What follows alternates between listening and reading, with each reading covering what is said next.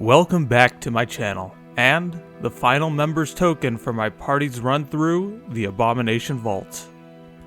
We've slowly built up quite the entourage for our adventure, a rogue, an oracle, and an investigator.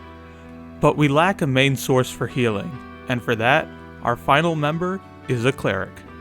There are two kinds of clerics in Pathfinder 2e, the cloistered and the war priest. The cloistered is a cloth-wearing spellcaster, whose domain dictates what kind of god or goddess they follow and spells they inherently get, while the war priest is trained in the more militant doctrine of their respective faith. For the cloistered, they have an insanely long list of domains to choose from. Each domain has a select number of gods that fall under that category, and an alignment that would best suit them, as you wouldn't have a chaotic evil cleric of life nor a lawful good cleric of plague. In total, there are 57 domains for the cloistered cleric to choose from, and the cleric in our party chose the domain of the sun. The sun domain follows a few gods, but the goddess chosen by the player is Sarenrae. The domain comes with the focus spell Dazzling Flash, which can cause the dazzled effect and blindness in a 15-foot cone. I imagine it looks a lot like Tien's Solar Flare from Dragon Ball. At level 8, the Cloistered Cleric has the option to pick a feat to unlock their advanced domain spell, granting an extra point in their focus pool and giving the Sun Cleric the spell Positive Luminance. This ability causes the cleric to radiate light and generate a luminance reservoir, which starts at 4. On their turn, as a free action, they generate 4 more luminance, and their radiant light grows by 10 more feet. When they dismiss the spell, they direct their reservoir into either a healing font for a willing creature or an attack against an undead foe, based on the reserve's value. With all that information, let's look at the art selected by the player. The artist in question goes by Ranoartwork, and they made this amazing rendition of an Aesmere. A link to their deviant art will be in the description below. When I started working on this, I originally wanted the token ring to be a halo with a rippled effect. I knew of a process that would get the look I wanted, but it took a bit of time to find the exact means of which to make it, as it had been a while. I took one of my existing templates, turned it yellow, and used Photoshop's distortion effects to give it ripples. The effect is based on the whole canvas's size, so positioning is important when using these effects.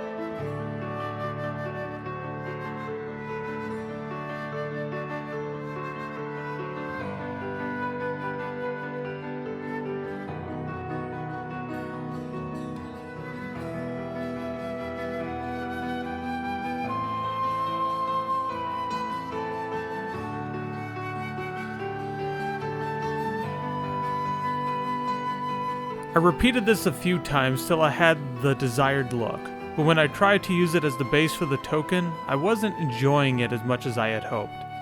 So I moved on to the icon of Sarenrae, which looks like a stained glass angel with a sun-like halo.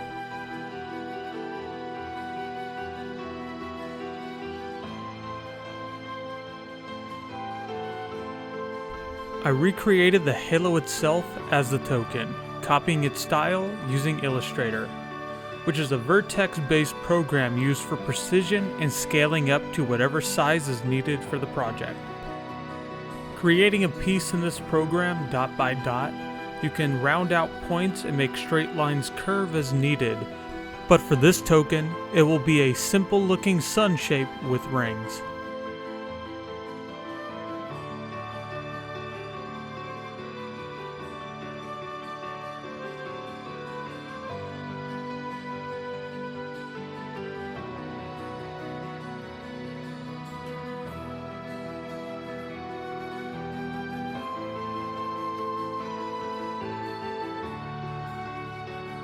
And while the simplified version of the sun halo looks alright, I knew I could push this farther with filters and gradients.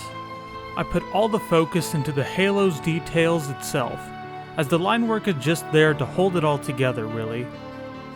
I then gave the largest ring a gradient using the boldest colors from the example, and then a filter to give the colors a rippled effect. I used the same style and effects on the ring closest to the center, but used a brighter gradient to allow it to capture more of the shine a stained glass image would have.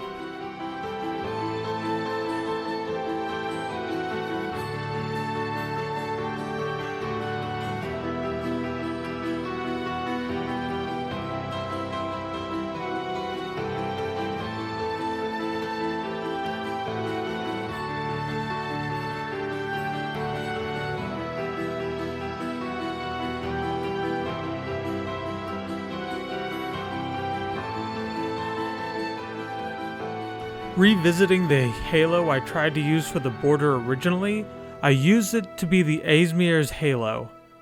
I gave it a gentle glow inside of white, a bit of an outside glow of a bright yellow, and a drop shadow with a burned layer style to make the stained glass look hot.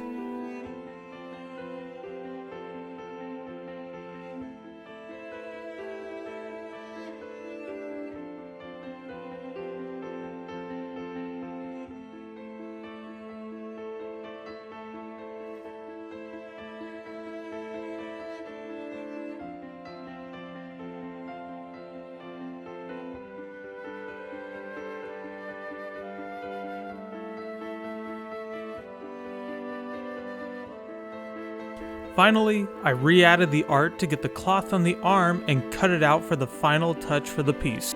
Bringing a bit of the character out of the token border, I feel, always brings a bit of realism that helps the token feel more impactful every time.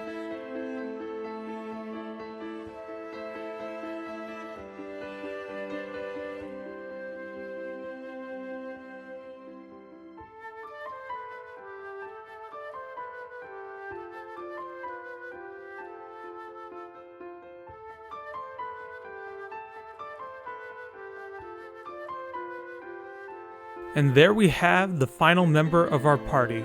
I can already feel the tension between the Oracle and the Cleric, but I'm sure it will be fine. Right? First light approaches. Don't stare directly at me for too long. With the party finished, I have two options of what I will do in the future. Either I'll resume the random encounter tokens, or start making class videos on the basics of every class within Pathfinder 2.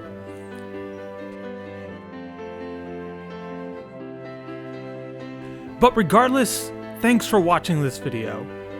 Please like and subscribe, as I've been having fun challenging myself as I make these tokens for you all to see.